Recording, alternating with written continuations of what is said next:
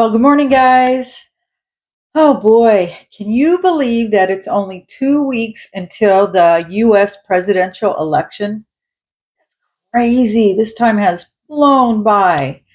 And I'm not going to talk about politics. I don't want to make this channel about politics. I promised myself this time around I wasn't going to be discussing that because the last time and the time before that, I was out there and it got me into a lot of trouble. So this time I'm keeping my mouth shut. People that know already know. So I'm just keeping it to myself. But my mama always raised me to not discuss politics, religion, or how much money you make. Those just, it was considered impolite. So I'm not going to discuss that. I don't want to know what you make or what your beliefs are. You keep that to yourself. Anyway, what I do want to talk about is a lot of people online. I don't know if you've noticed, a lot of people are worried that there might be some kind of civil unrest and what would happen if that happens. So I've always been a little bit of a prepper way back when Y2K started. That was crazy, but it's better to be prepared, better to be safe than sorry, because you just never know. I live in Southern California, and we're waiting on the big one, and it could happen at any time. And as a matter of fact, we've had a few pretty good shakeups through the years, and it's just smart. It's just smart to be prepared. Look at those people down, with all the hurricanes and stuff. You never know what's going to happen. Mother Nature has a mind of her own, so it's just wise to be prepared. And in the case of like civil unrest, I think it would hit big cities more. I live in a small town, but you just don't know. So, as a carnivore, it would really throw things off for me if I couldn't get to the grocery store, or if, let's say, the people that deliver the food to the grocery stores couldn't get there and they didn't have everything I needed. So I'm thinking I should be a little bit prepared. Right now, I probably have a couple weeks worth of meat in my freezer, but I don't have all my everyday stuff.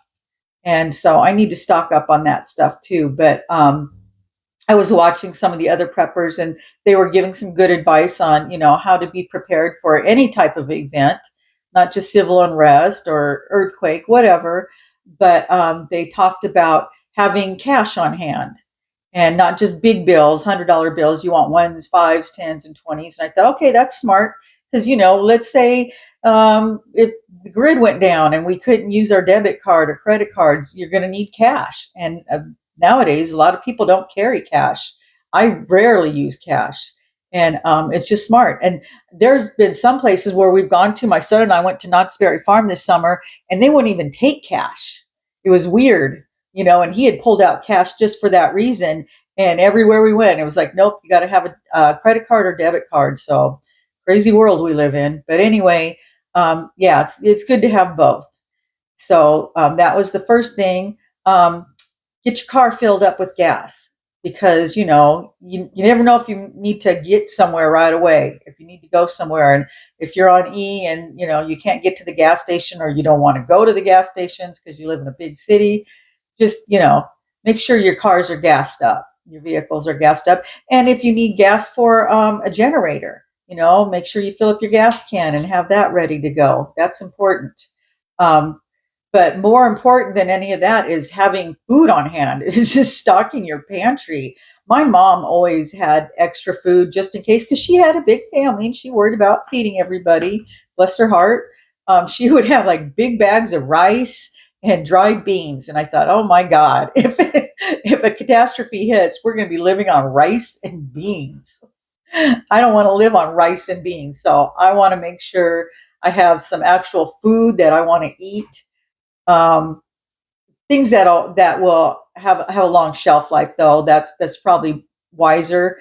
But I want to have the things that I eat every day. I don't want to have to eat garbage just because for survival.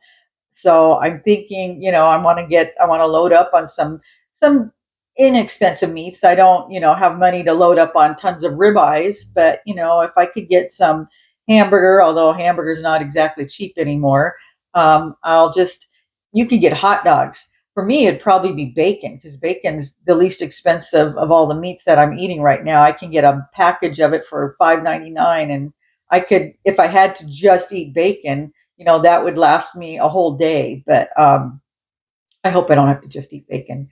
But yes, load up on, what you're going to be eating, not just your meats. Make sure you got eggs and butter and whatever kind of oil you cook in, and coffee, coffee.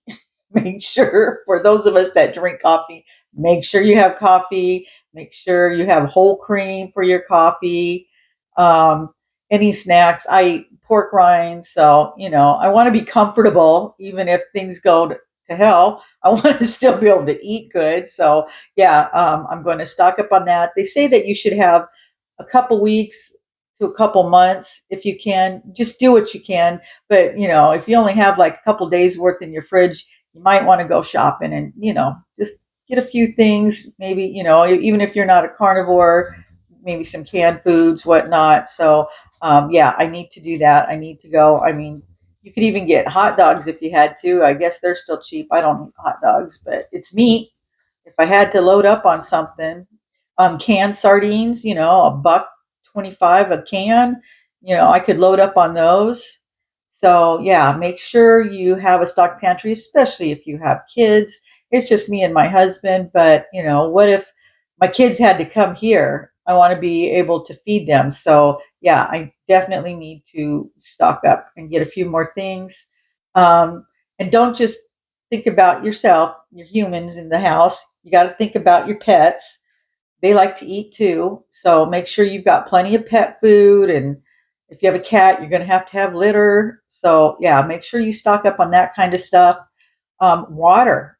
Water is essential. You have to have water. I found that out when we had our recent flooding and we had to shut our water off. You need water to flush your toilets. You need water to wash your dishes, to wash your hands, to shower, to cook in, to prepare your food. I needed water just for drinking, for making coffee. So water is extremely important. If for some reason they have to shut your water off, and if you don't have that kind of water, at least have a water filter so that if you had to use water, I don't know, out of your pool or whatever. Yeah, it's important. We're campers, so we have all that kind of stuff. So even if our house collapsed because of earthquake or whatever, we're like, we could set up our tents in the backyard and cook. We have cook stoves and all that stuff and flashlights. Those things are important. So if you're not a camper, you might think about getting that kind of stuff. Medicines. If you have any meds that you take and you're getting ready to run out, maybe you should stock up. Like I said, it's in 2 weeks. So yeah, it's important to make sure you've got at least a month's supply of medicine. That's very important. Or just, if you need supplements and you take those on a regular basis, or you need Tylenol, get some, stock up on toiletries. Don't go crazy on the toilet paper like people used to. There's no reason to. You only need so much toilet paper. Save some for everybody else. But yeah, get some toilet paper. You're going to need it, and paper towels, paper plates. Because if you don't have access to water, you're going to be using paper plates. So you might want to load up on some paper plates and forks and spoons and that kind of stuff if you're not going to have access to water to clean your dishes with. So yeah, those are things that are important. But like I said, I'm just concerned because this could really throw me off if I didn't have um, if my pantry's not stocked well with my carnivore food and I had to eat the canned goods and stuff. Yeah, it would really mess me up. Not just throw me off my diet, but I can't imagine what it would do to my stomach and all that stuff because I haven't eaten carbs and sugar for so long.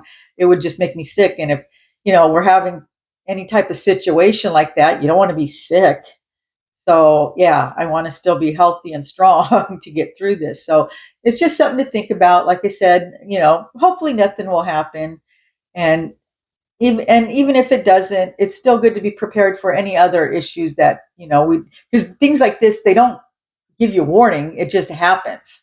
So it's always good to be prepared anyway for anything. So Yeah, I just mainly wanted to talk about, the importance of being prepared, no matter where you live, but also give you an update. Like I said, I'm 11 weeks into the carnivore diet, and I was doing wonderful up until 2 days ago when I decided to focus mainly on the losing weight aspect of it. And up until then, I hadn't been hungry. I found that I was eating less and less, and I was going into starvation mode because I was consuming 600 to 700 calories a day, which was really bad because it's such a satiating diet. Well, all of a sudden, that I decided to focus just on the weight loss. I was starving. I couldn't believe it. It was like I haven't felt that way this whole time. And all of a sudden, because I was limiting myself, I told myself I was only going to eat X amount of calories, and the fat and protein. And once I got to that, I wasn't going to eat anymore. Well, just knowing that, it was just a psychological thing. I found myself just starving last night. It was terrible. I was like, this is ridiculous. And the thing is, I'm so stupid because on the carnivore diet, I could have eaten and I still would have been okay. I could have had a small steak or even a hamburger, but in my mind, it was like, nope, I'm at my calorie max. And that's a reason why you shouldn't count calories because I cut myself off and I really don't think I needed to. I think I would have been fine. So I'm going to work on that. I got to work on my mindset. I'm still in that mindset, where you don't eat too much fat and, calories and all that stuff. So I need to work on me. But I'm not weighing myself. I'm not going to weigh myself till Saturday. I don't know where I'm at yet, but like I said, what you measure, you manage, and I just want to see if I do go over that amount of calories that I'm allowing myself, will I slow down my weight loss? Will I gain weight? So I need to find out what my sweet spot is. How much can I eat a day and the scale still go down? So I'm working on that. So this is still an experiment for me. I don't know yet because what I was doing before this, it it was working to some degree. I was losing weight, just really slow. And now that I'm focusing on it, I want to lose about a pound and a half a week. I think that's healthy, but I wasn't doing that. I was going for weeks without losing anything, and then I'd lose like 3 pounds, and I lost a total of 24. I gained back one, so 23 pounds in 10 weeks is what I did. And that was by not even really paying attention. I just ate meat, eggs, and butter. And so it worked. But now, for some reason, that I'm just focused on losing the weight, I'm having a little bit more of a difficult time. So I'm going to work on that this week. And I'll let you know how it goes. So, anyway, I do have to get ready and go to work.